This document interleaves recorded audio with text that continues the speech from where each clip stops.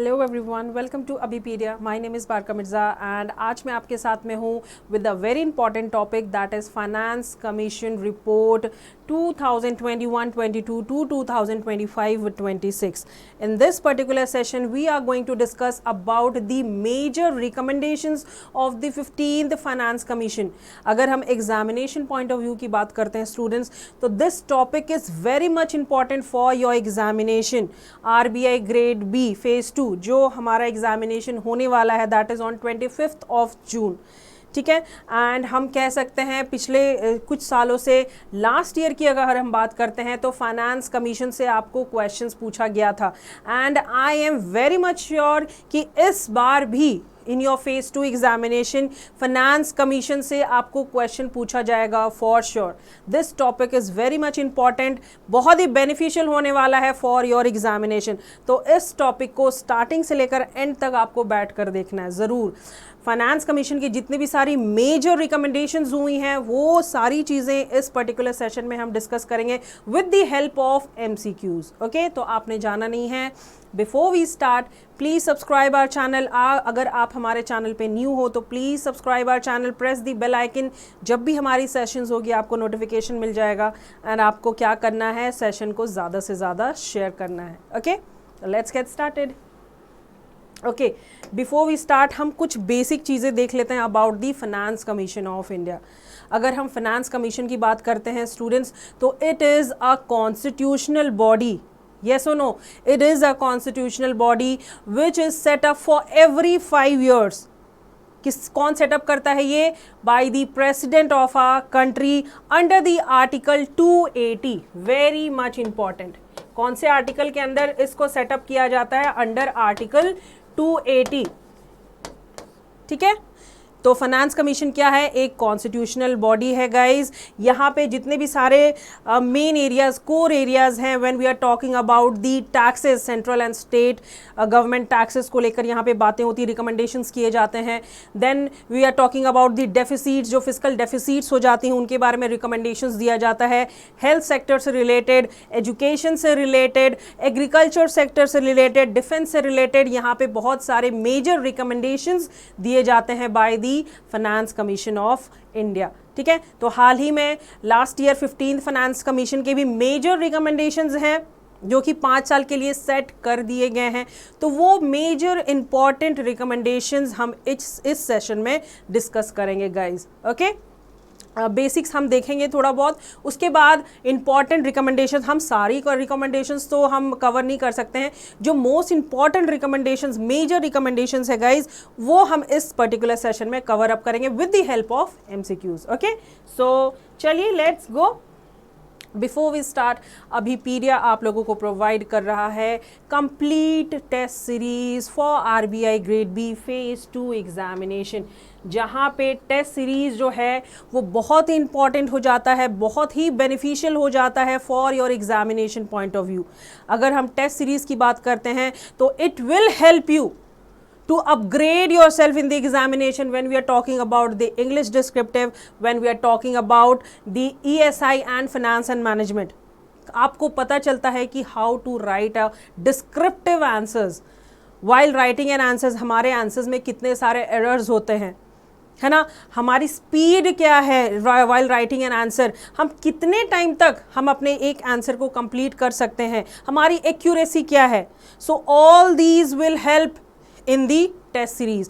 Test series अगर आप purchase करते हो with the help of test series, आपको ये सारी चीज़ें जानने का मौका मिलेगा. And most importantly typing speed आपकी पता चलेगी कि एक पर्टिकुलर आंसर लिखने में आपको कितना टाइम लग रहा है. अगर ज़्यादा टाइम लग रहा है, मैक्सिमम अगर कहें एक आंसर लिखने में, पर्टिकुलर आंसर अगर ESI की बात करते हैं या FM की बात करते हैं, तो एक पर्टिकुलर आंसर लिखने में आपको 10 मिनट्स लगने चाहिए. ठीक है, टू कंप्लीट एन आंसर. अगर आप देख रहे हो कि 10 मिनट्स में आपका आंसर कंप्लीट नहीं हो रहा है, it takes 15 to 20 minutes to complete a answer, तो आप उसको भी ठीक कर सकते हो. ये आपका वीकर सेक्शन है. ओके, तो स्पीड लिमिट आप चेक कर सकते हो, अपनी एक्यूरेसी चेक कर सकते हो व्हाइल राइटिंग अ आंसर. तो यहाँ पे अबीपीडिया आप लोगों को प्रोवाइड कर रहा है टेस्ट सीरीज, दैट इज जहाँ पे आपको इंग्लिश डिस्क्रिप्टिव भी मिल जाएगा, फाइनेंस एंड मैनेजमेंट के भी टेस्ट सीरीज मिल जाएंगे एंड ESI की भी टेस्ट सीरीज आपको कंप्लीट मिल जाएगी. Objective plus subjective both. या तो आप कंप्लीट लेना चाहते हो तो कंप्लीट भी अवेलेबल है हमारे पास, या तो आप डिस्क्रिप्टिव टेस्ट सीरीज ओनली लेना चाहते हो, ओनली डिस्क्रिप्टिव पार्ट अगर आप लेना चाहते हो English, finance and management and ESI की, तो वो भी अवेलेबल है हमारे पास फॉर फेज 2 एग्जामिनेशन। और you wanted to purchase only the objective part, only the objective test series of finance and management and ESI only, तो वो भी हमारे पास अवेलेबल है। टेस्ट सीरीज जो है कि बहुत ही इंपॉर्टेंट रोल प्ले करता है to crack the examination. Okay, so you must go ahead with it. ठीक है, तो इसका लिंक जो है गाइज वो डिस्क्रिप्शन बॉक्स में दिया हुआ है, link is given in the description box. वहाँ पे आपको सारी इंफॉर्मेशंस मिल जाएगी। Go and visit our description box, you will get each and every informations of our website regarding the RBI Grade B examination 2022, and if you have any query regarding this, आप इस number पे contact करो, that is 7837773651। Okay, चलिए अब हम अपने session को start करते हैं। दैट इज हम एक बेसिक चीज़ें पहले लाइंस देख लेते हैं इंट्रोडक्शन पार्ट की। फाइनेंस कमीशन क्या है? It is a constitutional body guys which is setup for every 5 years, 5 साल के लिए इसको सेटअप किया जाता है under the article 280 of the constitution. ठीक है, कॉन्स्टिट्यूशन ऑफ इंडिया बाय या प्रेसिडेंट। ठीक है, इंडिया के जो प्रेसिडेंट है उनके अकॉर्डिंग हर 5 साल के लिए फाइनेंस कमीशन को जो है वो सेटअप किया जाता है। इसमें मेजर रिकमेंडेशंस दिए जाते हैं for different areas, most important areas under the article 280। Okay, तो आपने भूलना नहीं है, it is a constitutional body which was set up every 5 years under the article 280 of the constitution of India। and अगर हम फाइनेंस कमीशन की बात करते हैं स्टूडेंट्स, तो यहाँ पे इनके 3 मेजर रिस्पॉन्सिबिलिटीज़ हैं जो ये करती हैं बेसिकली फाइनेंस कमीशन। पहला रिस्पॉन्सिबिलिटी इनकी क्या है? to recommend the distribution of proceeds of taxes between the union and the states।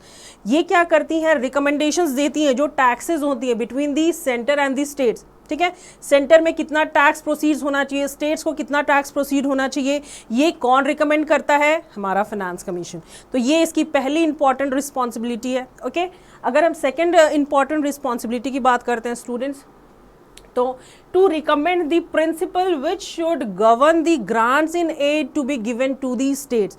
मतलब स्टेट्स के लिए कितना ग्रांट इन एड प्रोवाइड किया जा सकता है, कितना करना चाहिए, ये भी रिकमेंडेशंस कौन देगा? Finance commission. स्टेट्स के अकॉर्डिंग क्या प्रिंसिपल्स इंपॉर्टेंट, स्टेट्स के लिए क्या इंपॉर्टेंट चीज़ें हैं, क्या रिकमेंडेशन इंपॉर्टेंट हम कह सकते हैं। मेनली जो प्रिंसिपल्स है, जो प्रोविजंस है रिगार्डिंग दी स्टेट्स, वो कौन देगा? Finance commission. And the third important responsibility of finance commission, that is any other matter referred to the commission by the president in the interest of the sound finance. तो basically यहाँ पे बात हो रही है पब्लिक फाइनेंस को लेकर। Okay, public finance. तो स्टूडेंट्स पब्लिक फाइनेंस को लेके कोई भी रिकमेंडेशन होनी चाहिए, क्या प्रिंसिपल्स मेड होने चाहिए, तो ये सबसे पहले कौन डिसाइड करेगा? सबसे पहले कौन रिकमेंड करेगा? The president of our country. उसके बाद प्रेसिडेंट जो रिकमेंड करेगी वो चीज़ कौन फॉलो करेगा? हमारा finance commission. And according to the finance commission recommendation public finance के ऊपर काम किया जाएगा। तो ये बेसिक 3 रिस्पॉन्सिबिलिटीज है of finance commission. Between the centre and states, proceeds of taxes, between the grant in aids to be given to the different states, वो भी प्रिंसिपल्स जो है वो रिकमेंड करेगी कौन? Finance commission. And the issue regarding the public finance, public finance के according पहले president अपने रिकमेंडेशन देंगे, उसके बाद दी फाइनेंस कमीशन। ठीक है, तो ये हमारा फाइनेंस कमीशन हो गया। हमारा जो लास्ट फाइनेंस कमीशन है वो कौन सा था? That is the 15th finance commission, है ना, जो कि सेटअप कर दिया गया है फॉर 21-22 से लेकर 25-26 तक। That is the 15th finance commission. तो the 15th finance commission was set up by the president of India in 2017। ठीक है, under the chairmanship of N K. Singh. कौन इनके चेयरमैन? That is N K. सिंह। ठीक है, N K. Singh and its recommendation is for the period of 21-22 to 25-26। तो 21-22 से लेकर 25-26 तक मेजर रिकमेंडेशंस ऑलरेडी प्रोवाइड कर दिया गया है bye the president under the chairmanship of N K. Singh in the 15th finance commission. तो आपने ध्यान रखना स्टूडेंट्स, फाइनेंस कमीशन क्या है? It is a constitutional body set up for every 5 years under the article 280. इनके three major हमने responsibilities देखी. Okay, chairmanship under the chairmanship of NK Singh जी. Okay, the 15th Finance Commission setup किया जाता है bye the president. कितने साल के लिए किया गया है? लास्ट 21-22 से लेकर 25-26 तक. Okay, the 15th finance commission report is divided into 4 volumes. जो हमारा लास्ट 15th फाइनेंस कमीशन का जो रिपोर्ट था उसको 4 वॉल्यूम्स में डिवाइड कर दिया गया है. तो मोस्ट इंपॉर्टेंटली यहाँ पे आपको याद रखना है what are the 4 volumes of the 15th finance commission, what are they talking about. ठीक है, तो अगर हम वॉल्यूम 1 एंड 2 की बात करते हैं of the 15th finance commission, यहाँ पे बात की गई है regarding the main reports and annexes की.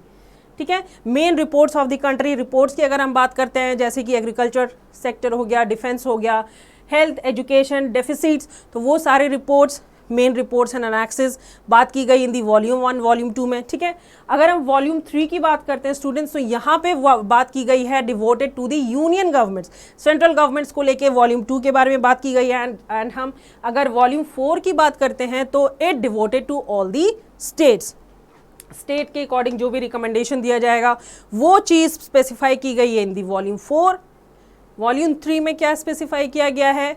यूनियन गवर्नमेंट के अकॉर्डिंग क्या चीज़ें होंगी, क्या प्रोसीडिंग्स होंगी, वो चीज़ स्पेसिफाई किया गया है the volume 3. And volume 1, volume 2 में the main reports and annexes. तो ये बात हो रही है हमारी 15th फाइनेंस कमीशन की. Okay, total there are 117 crore there are 117 core recommendations in the report. जो हमारा 15th फाइनेंस कमीशन था, तो टोटल कितने रिकमेंडेशंस किए गए हैं स्टूडेंट्स? टोटल 117 रिकमेंडेशंस किए गए हैं. ओके, तो मैं आपके लिए कुछ मेजर रिकमेंडेशंस आज लेकर आई हूँ जो कि एग्जामिनेशन पॉइंट ऑफ व्यू से बहुत ही ज़्यादा इंपॉर्टेंट है. एग्जामिनेशन में जहाँ से आपको क्वेश्चन पूछा जा सकता है वो मेजर रिकमेंडेशंस को आज हम देखने वाला इन दिस सेशन. ओके, हम सारे 117 रिपोर्ट्स रिकमेंडेशंस को हम यहाँ पे डिस्कस नहीं करेंगे. जो मेजर है, जो मोस्ट इंपॉर्टेंट है, जहाँ से क्वेश्चन आपको आ सकता है, वो सारी चीज़ें हम डिस्कस करेंगे. ओके, तो with the help of some questions, with the help of 5 to 6 questions, we will solve some major recommendations which are made in the 15th Finance Commission. ठीक है, तो ये क्वेश्चन है, पहला क्वेश्चन है as per the 15th Finance Commission recommendations, the central government should bring down the fiscal deficit to what % by 25-26. ठीक है, यहाँ पे बात की गई है as per the 15th Finance Commission. ठीक है, 15th Finance Commission के रिकमेंडेशन के अकॉर्डिंग सेंट्रल गवर्नमेंट जो है बात की गई थी हमारी जो फिस्कल डेफिसिट है उसको 25-26 तक कितना % तक हम उसको डिक्रीज कर सकते हैं, ब्रिंग डाउन कर सकते हैं. Bring down the fiscal deficit to what % by 25-26?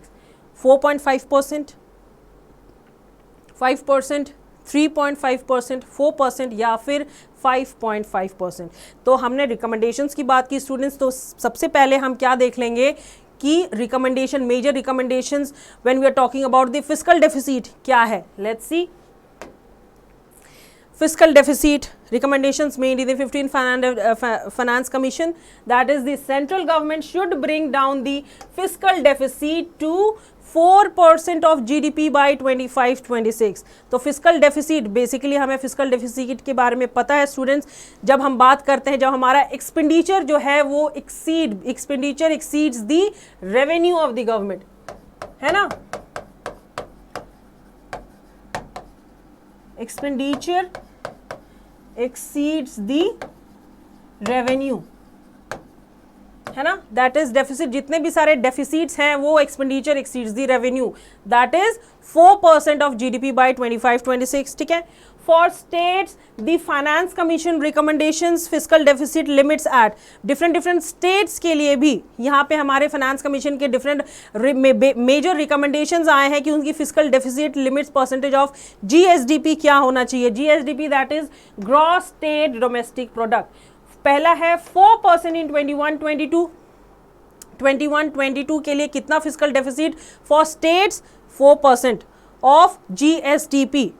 2022-23 के लिए 3.5% of GSDP and 2023 to 2026 तक कितना फिजिकल डेफिसिट होना चाहिए percentage of limit as percentage of GSDP, that is 3% during 2023-26। ठीक है, तो यहां पे हम क्या बात कर रहे थे students, the central government should bring down the physical deficit to 4% of the GDP by 25-26। ये तो हमारा आंसर यहाँ पे मिल गया।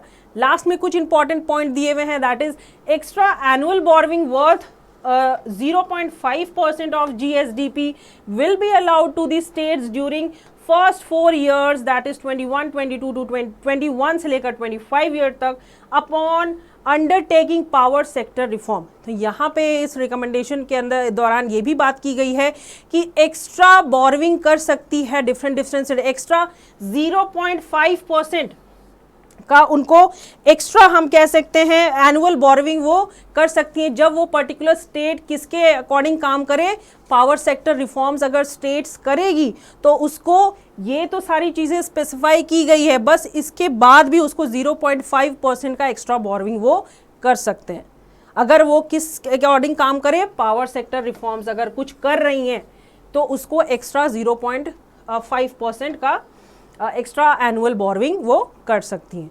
तो स्टूडेंट्स इसका करेक्ट ऑप्शन क्या हो जाएगा, as per the 15th finance commission recommendations the central government should bring down the physical deficit to, yes that is 4% by 2025-26, है ना। तो हम क्या करेंगे, पहले मेजर रिकमेंडेशंस देखेंगे स्टूडेंट्स, उसके बाद क्वेश्चन को सॉल्व करने की कोशिश करेंगे। ठीक है, चलो नेक्स्ट हमारा आ जाता है, that is how much share has been recommended by the 15th Finance Commission for states from the central taxes for 21-26 period, 21 to 26 2026 period। मतलब according to the 15th finance commission recommendations के according central जो है कितना tax वो देगी to the states. ठीक है, state को कितना टैक्स प्रोवाइड करेगी सेंट्रल गवर्नमेंट, 41%, 53%, 37%, 42% एंड 39%। तो लेट्स सी, पहले हम मेजर रिकमेंडेशंस देखेंगे, उसके बाद हम क्वेश्चन को सॉल्व करेंगे। ठीक है, तो लेट्स सी, यहाँ पे दो चीज़ें हो जाती है स्टूडेंट्स जब हम सेंट्रल एंड स्टेट्स की बात करते हैं, vertical devolution and horizontal devolution. Vertical devolution में क्या हो जाता है, यहाँ पे बात होती है the devolution of taxes from state central to state, मतलब सेंट्रल से कितना टैक्स दिया जाएगा to the state government, that is the vertical devolution, जो सेंटर से स्टेट्स को टैक्सेस जाएगी, that we call it as vertical devolution. ठीक है, तो पहले हम वर्टिकल डेवोल्यूशंस की बात करते हैं। The Finance Commission recommended the vertical devolution at 41%। यहाँ पे सेंट्रल एंड स्टेट की बात हो रही थी, तो सेंट्रल से कितना टैक्सेस जाएगा स्टेट्स को, that is 41% as per the finance commission recommendations. ठीक है, एंड अगर हम हॉरिजॉन्टल डिवोल्यूशन की बात करते हैं तो हॉरिजॉन्टल डिवोल्यूशन मींस क्या हो जाता है student, states to states, states से जितना टैक्सेस टू डिफरेंट स्टेट्स को जाएगा, that is horizontal devolution. Okay, ये समझ में आ गया। Expected gross tax revenue is 132.5 lakh crore. यहाँ पे ग्रॉस टैक्स रेवेन्यू भी आपको दे दिया गया है, that is rupees 132.5 lakh crore. Out of this divisible pool is estimated to be rupees 103 lakh crore. तो यहाँ पे मोस्ट इंपॉर्टेंटली स्टूडेंट्स आपको ये याद रखना है कि एक्सपेक्टेड ग्रॉस टैक्स रेवेन्यू कितना दिया गया है, that is 132.5 lakh crore. Okay, State share at 41% of the divisible pool comes to 42% lakh crore for 2021 से 2026 पीरियड तक। ओके, जब यहाँ पे स्टेट्स का शेयर,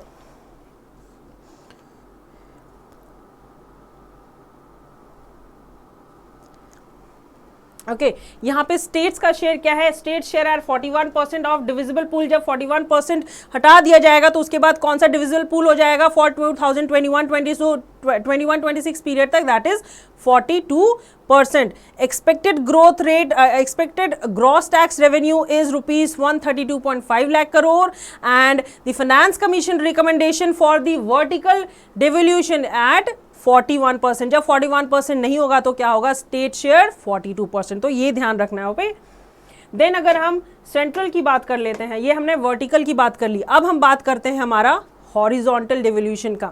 हॉरिजॉन्टल डिवोल्यूशन बेसिकली क्या हो जाता है students, the allocation between the states, तो स्टेट्स के बीच कितना टैक्सेस को प्रोसीड किया जाएगा, एलोकेट किया जाएगा, that comes under the horizontal devolution. तो यहाँ पे सर्टेन क्राइटेरिया दिया गया है, क्राइटेरिया के अकॉर्डिंग आपको वेटेज भी दे दिया गया है।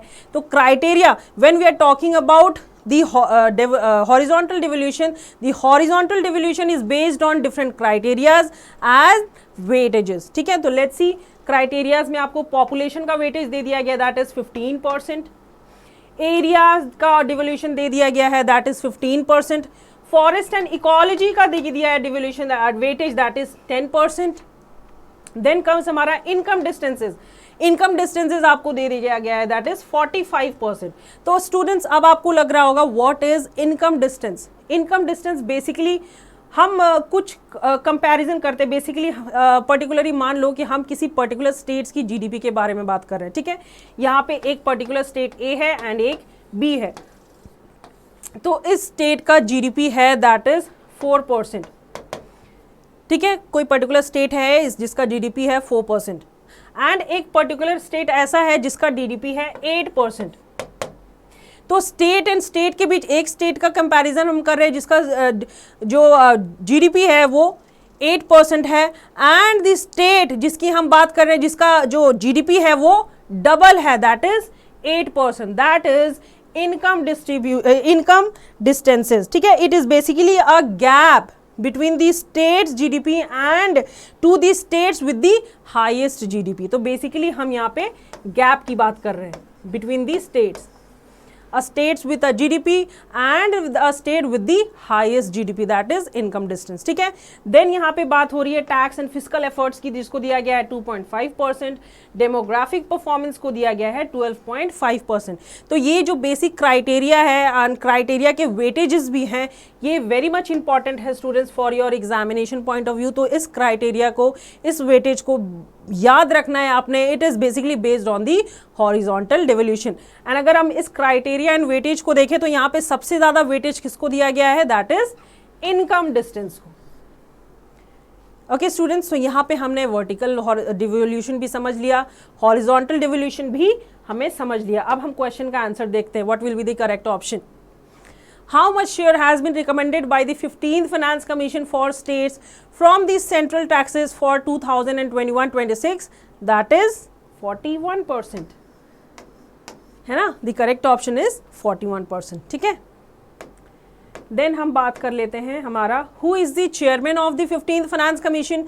हमने जब बेसिक देखा थोड़ी देर पहले हमें पता था who is the 15th finance commission chairman, doctor Y V. Reddy, G C. Murmu, no, Nand Kishore Singh, yes that is N.K. Singh, Nand Kishore Singh is the chairman of the 15th Finance Commission, ना ही अरविंद मेहता ना ही S. Singh, okay, who is the chairman of the 15th Finance Commission, that is Nand Kishore Singh, ठीक है। Doctor Y V. Reddy was the chairman of the 14th finance commission, ध्यान रखना है 14th finance commission के chairman कौन थे, Y V. Reddy.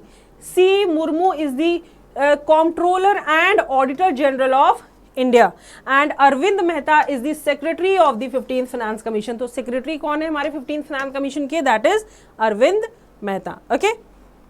चलिए next question, what is the amount that has been recommended by the 15th Finance Commission for agricultural reforms and aspirational districts and blocks respectively।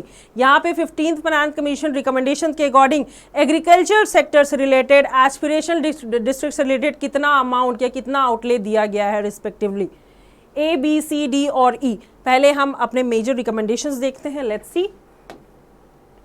अगर हम agriculture sector की बात करते हैं स्टूडेंट्स, तो यहाँ पे ₹45,000 crore for performances based incentives for all the states for carrying out agriculture reforms. मतलब जितने भी सारे स्टेट्स हैं, ठीक है, अगर वो एग्रीकल्चर रिफॉर्म्स कुछ नई चीज़ कर रहे हैं तो उसके लिए उनको कितना मिलेगा, 45,000 करोड़, ठीक है, agriculture reforms.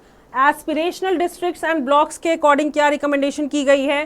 The 15th finance commission recommended that 3150 crore for the development of aspirational districts and blocks. तो यहाँ पे आपको इजीली आप आंसर देख सकते हो कि what will be the correct option.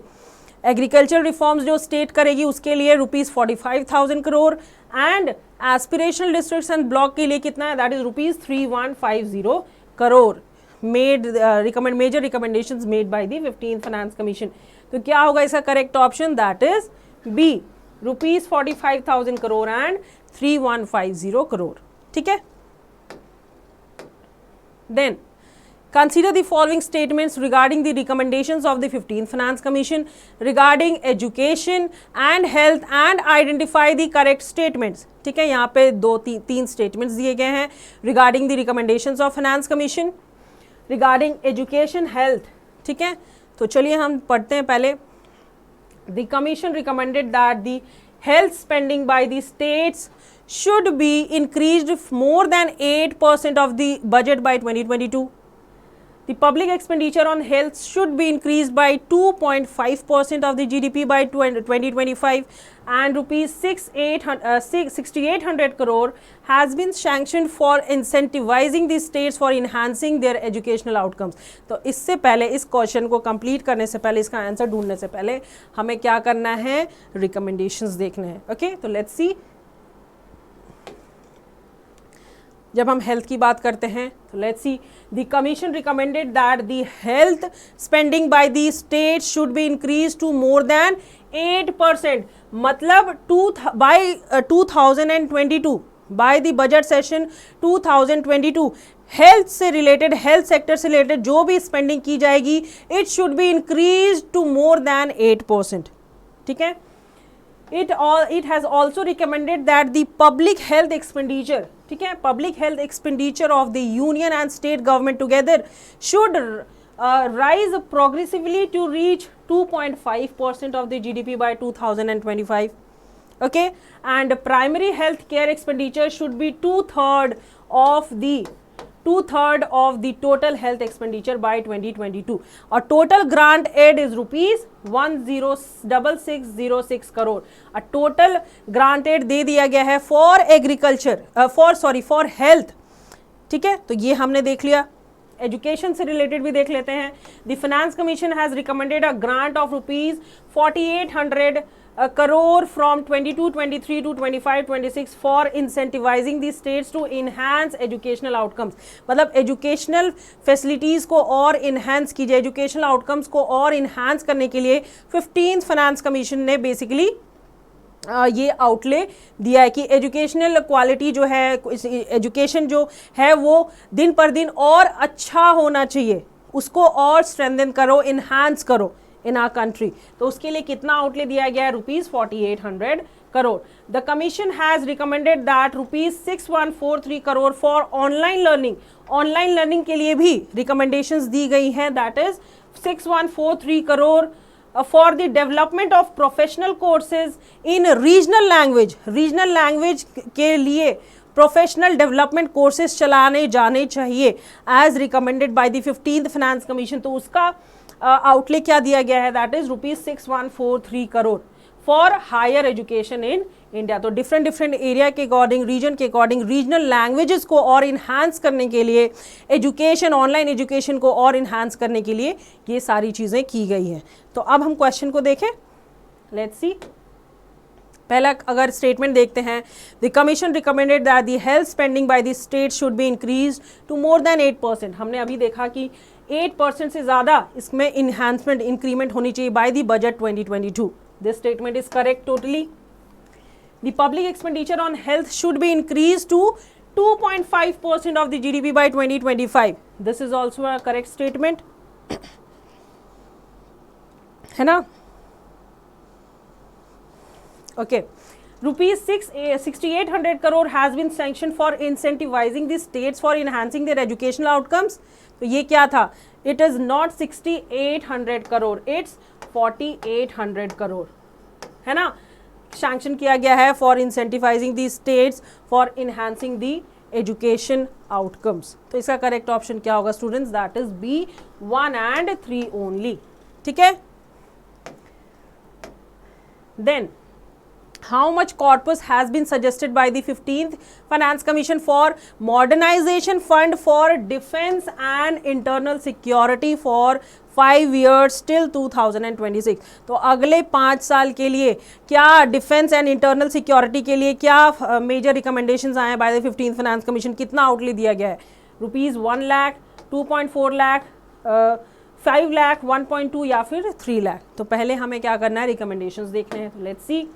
अगर हम डिफेंस एंड इंटरनल सिक्योरिटी की बात करते हैं तो the lapsable fund modernisation fund for defence and internal security with a total indicative size of ₹238,354 will be set up. मतलब हम कह सकते हैं अप्रॉक्सीमेटली 2.4 लाख करोड़, है ना, 2.4.